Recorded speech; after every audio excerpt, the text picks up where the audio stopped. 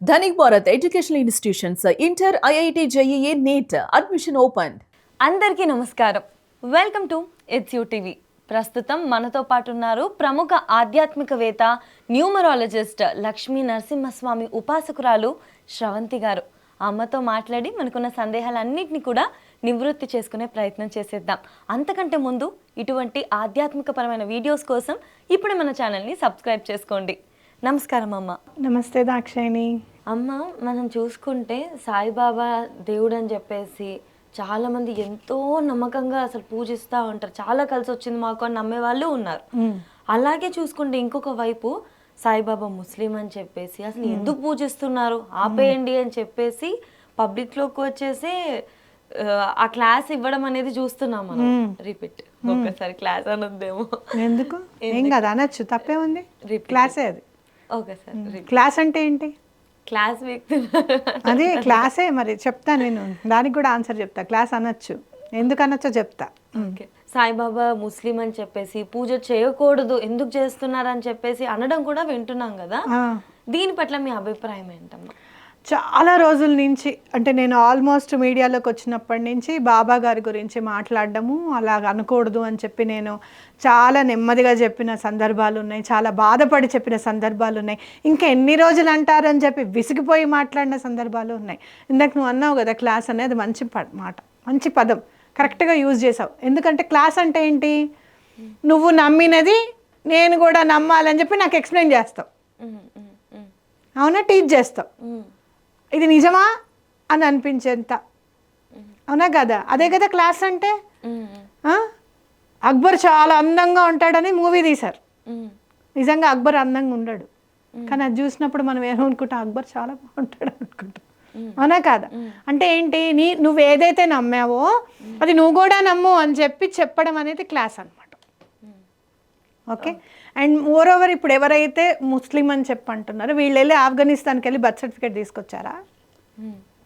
ఆయన పేరు ఇది, ఆయన ఇది, ఆయన ఇలా ఉంటాడు, ఆయన అలా ఉంటాడు. ఆయన ముస్లిం అయితే ఆయన చెవులకు ఎందుకు కుట్టించుకున్నాడు? చెవులు కుట్టించుకోరు ఎవ్వరు. ఓకేనా? ఆయన ముస్లిం అని అంటే కనుక విష్ణు సహస్రనామం చదవమని ఎందుకు చెప్పారు?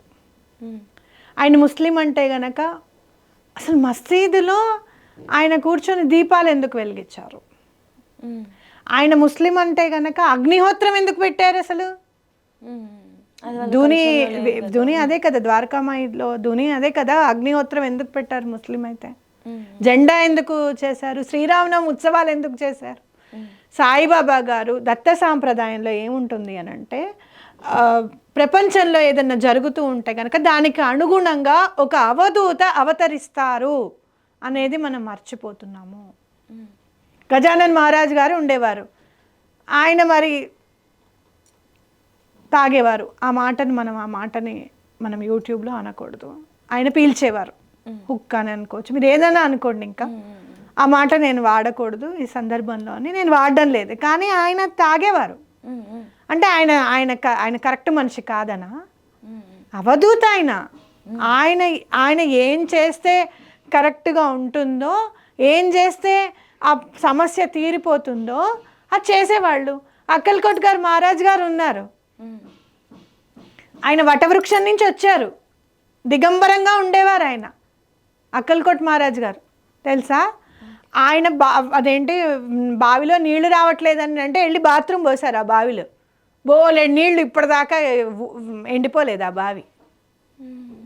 అర్థమైందా నీకు? దత్త సాంప్రదాయంలో అసలు దత్తాత్రేయ స్వామి ఎందుకు, ఎలా, ఎప్పుడు, ఎందుకు అలా ఉంటారు, ఎందుకు అలా చేస్తారు అనే దానికి మనకు అసలు ఏమి దొరకదు, రీజన్ దొరకదు. ఏదన్నా పని చేస్తే రీజను అని అంటే దత్తాత్రేయ స్వామి ఏం చేస్తారు అని అంటే రీజన్ లేని పని చేసి చూపిస్తారు. మన రీజన్కి అందని, లాజిక్ అందని పని చేస్తారు. ఇక్కడ షిరిడి సాయిబాబా గారి విషయంలో ఏమైంది అని అంటే కమ్యూనల్ రియాట్స్ అంటే ముస్లింలకి హిందువులకి పడకుండా చేసేవారు మన బ్రిటిషర్స్ ఏదైనా కాదు. సో అట్లా ఏమైనా జరగచ్చు, చాలా చాలా పెద్ద పెద్ద జరిగేవి ఉన్నాయి. అంటే ఇప్పుడు యుద్ధాలు అలాంటివి ఏమన్నా జరిగే ఉన్నాయి, కొట్టుకు చస్తారు వీళ్ళలో వీళ్ళు అని అనుకున్నప్పుడు ఆయన అవతరించి వాళ్ళిద్దరి మధ్యలో సఖ్యతని ఏర్పాటు చేశారు అనేది మనం గుర్తుపెట్టుకోవాలి. ఒక మనిషి 3 రోజులు ప్రాణాన్ని వదిలేసి 3 days ఉండి 3rd day ఎలా ప్రాణం వచ్చింది? మీరు ఈరోజు చెప్తున్నారు కదా, బ్రిటిషర్స్ స్టాంప్ వేశారు, హీ ఈజ్ ముస్లిం, మీరు దాన్ని ఏమంటారు, సమాధి చేయొచ్చు అని చెప్పి స్టాంప్ వేసి పెట్టారు. ఆయన సమాధి పొందారు కాబట్టి, సమాధి చేశారు కాబట్టి, ఫ్యూనరల్ కాల్చలేదు కాబట్టి, శరీరాన్ని కాల్చలేదు కాబట్టి ఆయన ముస్లిం అని చెప్పి వాళ్ళు స్టాంప్ వేశారంటే అసలు వీళ్ళెవరే బ్రిటిషర్సు?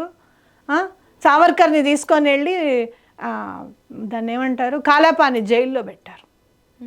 వీర సావర్కర్ని తీసుకొని వెళ్ళి వీళ్ళు చెప్పింది మనం నమ్మాలా? వీర సావర్కర్ని మరి మెంటల్ అని అన్నారు, ఆయనను ఎంతో హింసించారు, ఎంతోమంది స్వాతంత్ర సమరయోధుల్ని పొట్టను పెట్టుకున్నారు, భగత్ సింగ్ని పొట్టను పెట్టుకున్నారు, గురుదేవుని పొట్టను పెట్టుకున్నారు, వీళ్ళందరినీ పొట్టను పెట్టుకున్నారు. మరి జలియన్ వాలా బాగాలో బోల్డ్ మందిని కాల్చి చంపారు. ఇలాంటి వాళ్ళు ఇచ్చిన ఆథెంటికేషన్ నీకు ముఖ్యమా? ఈరోజు నీ భూమిలో పరిడవిల్లిన ఉండిన అవధూతని బ్రిటిషర్స్ చెప్పారండి, వాళ్ళు చెప్పారండి, వీళ్ళు చెప్పారండి అని చెప్తారు. నీకెందుకే అసలు? నీకెందుకు? మాకు ఇష్టం, ముస్లిం అయినా సరే మేము పూజించుకుంటాం, నీకేంటి ప్రాబ్లము? ఏంటి ప్రాబ్లము? సెక్యులరిజం అని అంటున్నారు కదా, వాళ్ళకు కూడా ఉండాలి ప్లేస్ అని అంటున్నారు కదా.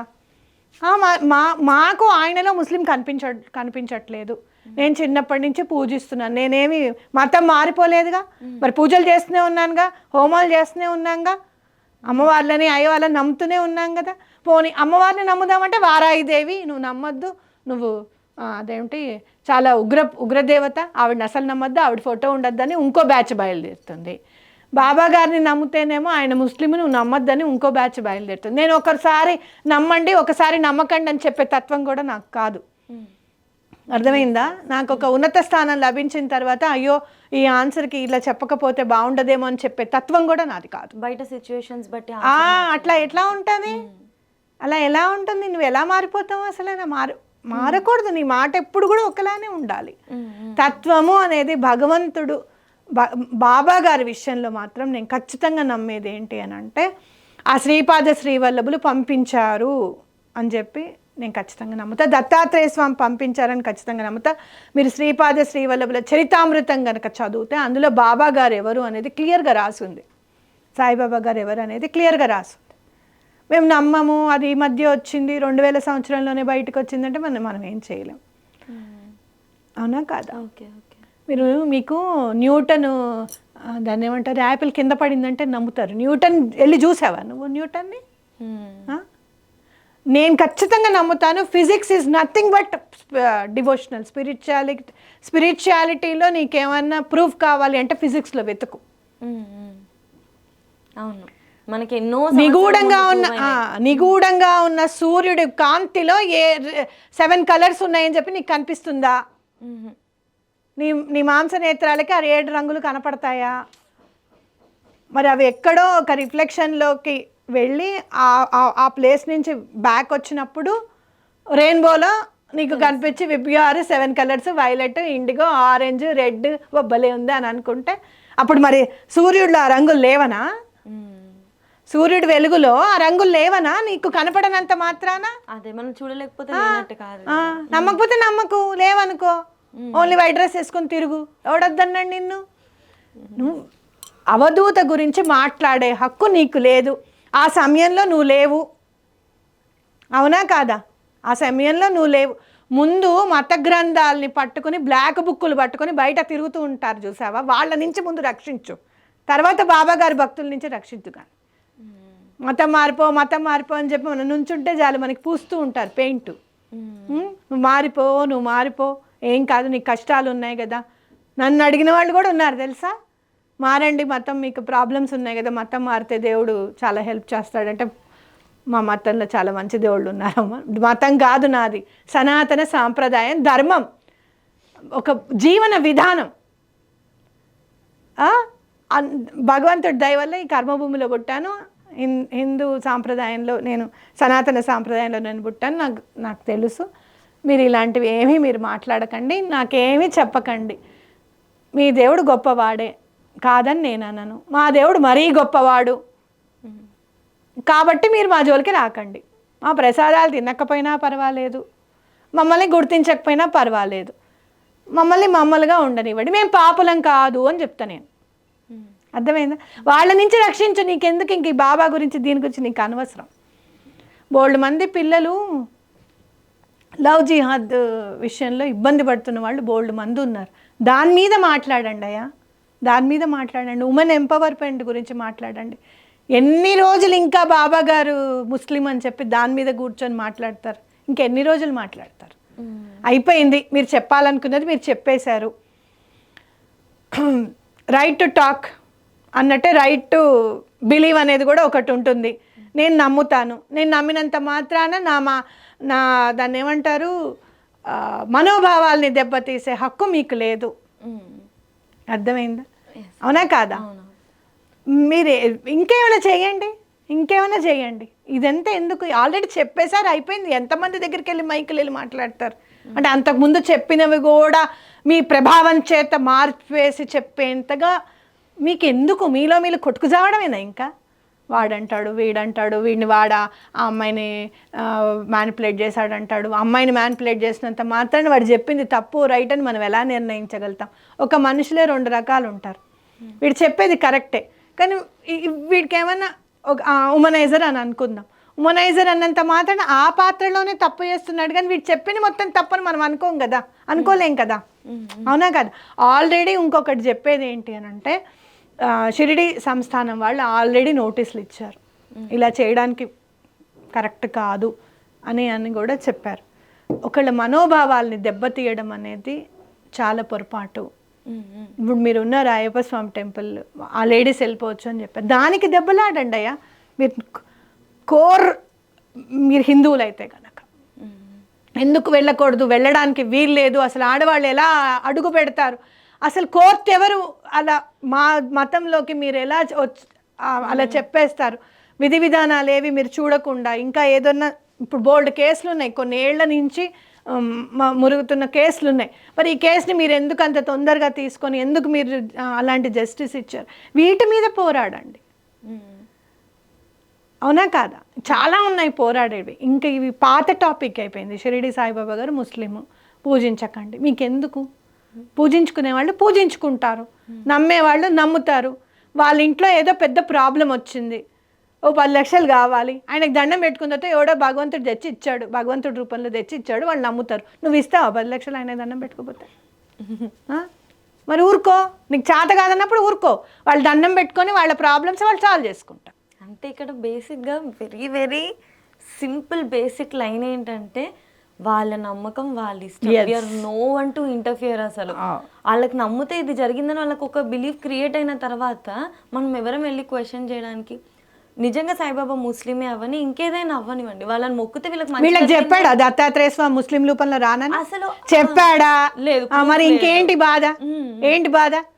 వీళ్ళందరికీ చెప్పాడా దత్తాత్రేయ స్వామి నేను ఇట్లానే ఉంటాను, నేను ఇట్లానే వేసుకుంటాను, చూడండి నా ఫోజ్ అని చెప్పి? మీకేం తెలుసు? ఆయన బాబా గారి విగ్రహం నేను మరల్చలేకపోతున్నాను అని అంటే, చూడు నన్ను ఒక్కసారి మొత్తం చూసుకో అని చెప్పి ఆ విగ్రహాన్ని చెక్కిన అతనికి కల్లో కనిపించిన తర్వాతే షిరిడి విగ్రహాన్ని చెక్కబడింది.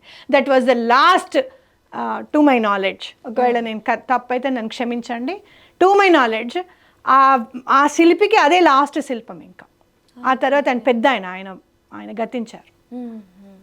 నీకెప్పుడన్నా చెప్పాడా వచ్చి నేను ఇట్లనే ఉంటాను అని చెప్పి? నీకేమైనా ఫోన్ చేశాడా దత్తాత్రేయ స్వామి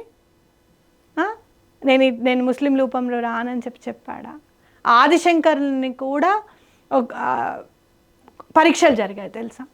అలా భగవంతుడు ఎప్పుడు ఎట్లా ఏం చేస్తాడనేది ఏం తెలియదు మనకి. ఖచ్చితంగా అమ్మ, డెఫినెట్గా మనము మన సంప్రదాయాన్ని అస్సలు వదలకుండా మన సంప్రదాయం యొక్క గొప్పతనాన్ని తెలుసుకొని ప్రేమిస్తూ మన పిల్లలకు కూడా నేర్పించడం మన బాధ్యత. అదే విధంగా పక్కన వాళ్ళు ఏవైతే నమ్ముతున్నారో వాళ్ళ నమ్మకాన్ని కూడా గౌరవించడం కూడా ఒక భాగమే. అంతే. ఖచ్చితంగా అమ్మ. ధన్యవాదాలు అమ్మ. నమస్తే.